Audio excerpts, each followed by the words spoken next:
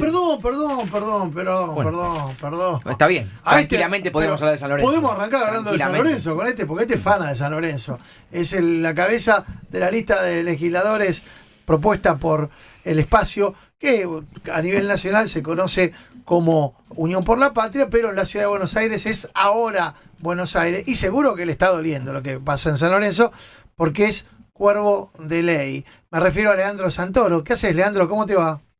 ¿Qué tal, Mauro? Saludo a la mesa y a la gente. Bien, acá estamos. ¿Cómo venís viviendo todo este episodio de Moretti, más allá de tu condición de hincha, por supuesto? La verdad no lo puedo creer, para mí es dantesco todo.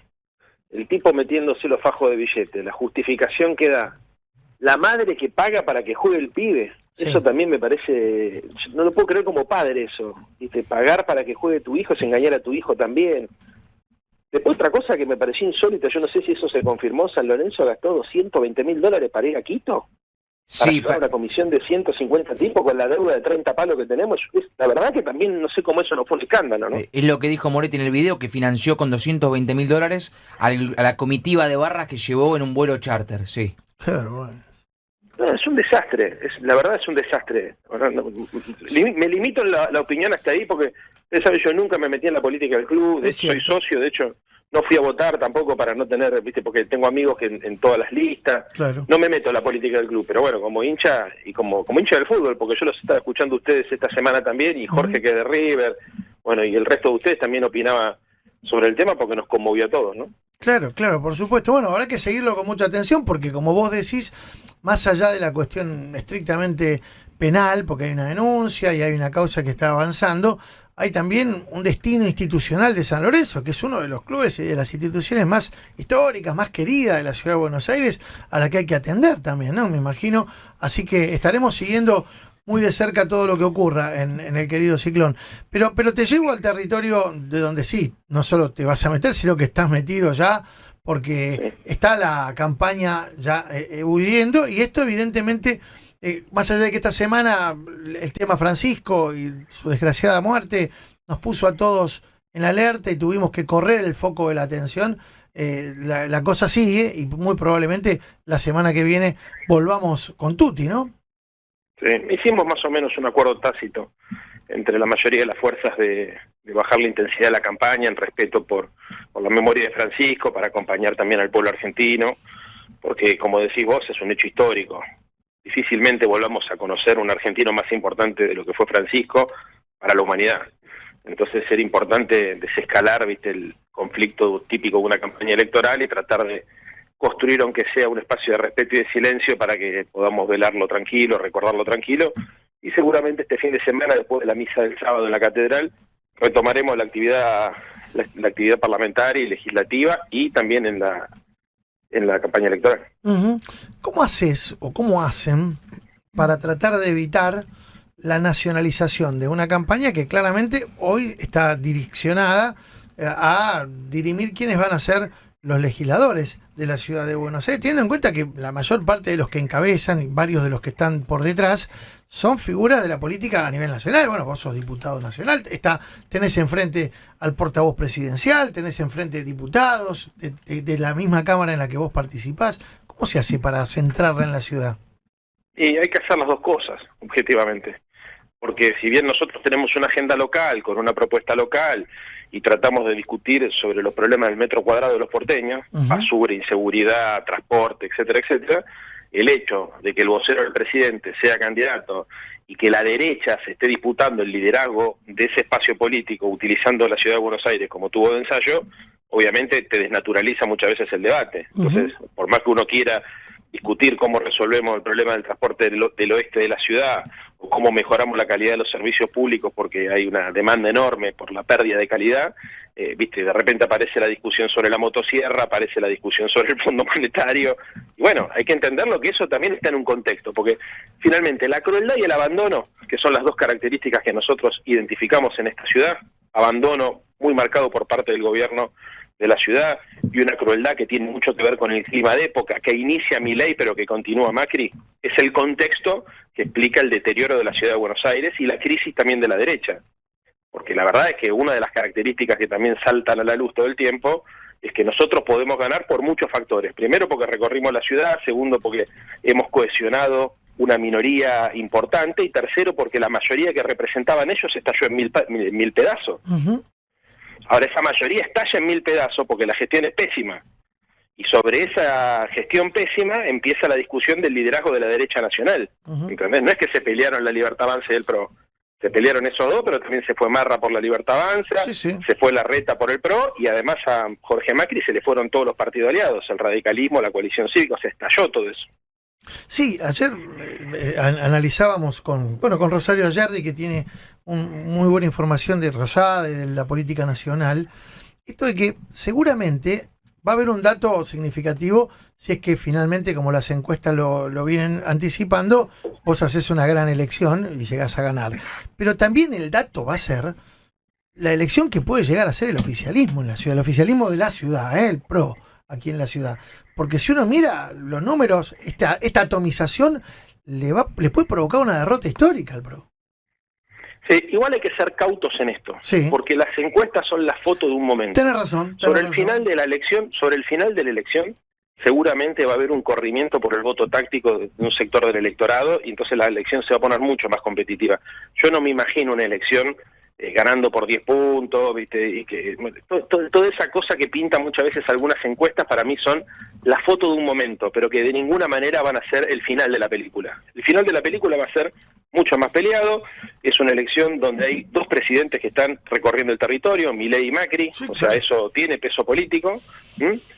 Nosotros, por otro lado, tenemos la posibilidad de tratar de interpelar un sector de la sociedad que se siente desilusionada con las políticas del PRO, y eso es lo que nos pone competitivos a nosotros, que hay un sector del electorado. Ya nos pasó la elección anterior, Mauro, o sea, la elección anterior nosotros sacamos muchos votos en el norte de la ciudad, porque identificamos que había un problema con el código urbanístico. Entonces, gente votante clásica del PRO te dice, pará, los negocios inmobiliarios hicieron que sea invivible mi barrio. Sí, te digo, Núñez, Leandro, buen día, ¿cómo estás? Toda la zona de Chacarita, por ejemplo, Colegiales, toda esa te seguís encontrando con banderas o carteles que hablan justamente en contra del código urbanístico. Te quería preguntar, Leandro, si pudiste ver ayer la irrupción del presidente en un programa de televisión que a muchos llamó la atención, porque era un momento medio en donde había un acuerdo tácito en la política de respetar el luto por la muerte de Francisco. ¿Y qué te pareció que esté ahí Adorni, que no se sabía muy bien en calidad de qué estaba ahí acompañando al presidente, ¿no? A ver, con todos los problemas que hay, es el que menos me generó ruido. Me genera mucho más ruido las declaraciones de Catalina Georgieva recomendando votar por la Libertad Avanza, o declaraciones o de fe, porque eso fue diferente a eso. Pero te juro, mirá que yo me acuerdo cuando Macri nos dijo que había que enamorarse de Lagarde, que era la anterior bruja que estaba en el fondo. Ahora, que una presidenta o titular o directora del fondo te diga eso respecto del gobierno nacional nuestro, es raro, ¿no? Por eso, que Adorni lo acompaña a Milei y que entre así de sorpresa a un programa de televisión, nada, no deja de ser algo risueño. O sea, a ver, uno no se imagina a otros presidentes en el mundo tomando esa actitud, ¿no? Porque en general se supone que los presidentes son tipos ocupados, que tienen agendas más comprimidas. Pero bueno, a ver, es una peculiaridad. Lo que no es una peculiaridad, lo que verdaderamente es un dato político, son las declaraciones de Georgieva. Básicamente porque da a entender que el préstamo no se lo da al Estado argentino, se lo da a la Libertad Avanza. Claro. Entonces, si se lo da a la Libertad Avanza, que se lo cobre la Libertad Avanza mañana. Claro. Entonces, cuando los porteños vayan a votar y se encuentren con la boleta de la Libertad Avanza, ¿es la boleta, o la boleta violeta es la de la Libertad Avanza o la del FMI? Y no sé, pero acá hay dos cosas. Primero, el apoyo político, y segundo, que me parece que hay algo que es un poco más sutil pero más profundo, que es que históricamente los acuerdos con el Fondo Monetario Internacional, ambas partes, el Estado y el Fondo Monetario Internacional, dejaban claro que eran con el Estado, eran institucionales, independientemente de quién fuese el presidente de la República. Si la presidencia la máxima autoridad del Fondo Monetario Internacional dice que tiene que seguir el actual gobierno, bueno, porque tiene una adscripción ideológica o partidista, entonces que el día de mañana se lo cobra el actual gobierno. Sí, porque sería el Estado. Insto a los argentinos a mantener el rumbo, dijo Cristalina Georgieva. Ahora, Leandro, te quería hacer otra pregunta por el tema de, bueno, lo que venías hablando, esto de la agenda nacional, que de alguna manera siempre se mezcla también en algún punto con la agenda local, porque es así, la agenda nacional está en todos lados y lo que pasa en los distritos también tiene que ver con lo que pasa con la macroeconomía y demás. El martes va a haber un debate de candidatos a la ciudad. En ese sentido, ¿cuál va a ser tu estrategia? ¿Anclar solamente sobre los temas locales o también llevar a la agenda nacional que tiene que ver con lo que nos pasa a los porteños y a los que vivimos en los distintos lugares del país? Mira, te voy a pinchar el globo porque se convoca con el nombre de debate, pero no es un debate, porque hay 17 candidatos. Claro, cada candidato tiene 6 minutos en total, el debate va a durar 3 horas, vamos rotando. A ver, pobre, la gente que organiza el debate no tiene nada que ver. No, obvio. Lo que pasa que es insólito que con 17 candidatos se pretenda... En 3 horas... Claro, es imposible. Sí, imposible. Sí. Igualmente... Será un momento para que cada uno exponga algunas ideas. Por supuesto, nosotros vamos a llevar un planteo que va a ser local, es el debate sobre la ciudad, y hay que hablar sobre temas de la... Esto lo subrayo. Hay que hablar sobre temas de la ciudad. Porque si desdoblamos la elección en la Ciudad de Buenos Aires era para tener una agenda local. Claro. Para que las vecinas y los vecinos sepan cuáles son las miradas sobre los problemas locales. Entonces yo voy a ir con una agenda local y voy a responder sobre temas locales. Punto. Dicho lo cual, te digo, es muy rara la metodología, básicamente porque es anormal un debate con 17 candidatos. Claro. Y además hubo un sorteo donde los cruces fueron sorteados, entonces hay personas con las cuales vos no te vas a cruzar, qué sé yo. Me parece que se va a hacer lo que se pueda en el contexto que hay.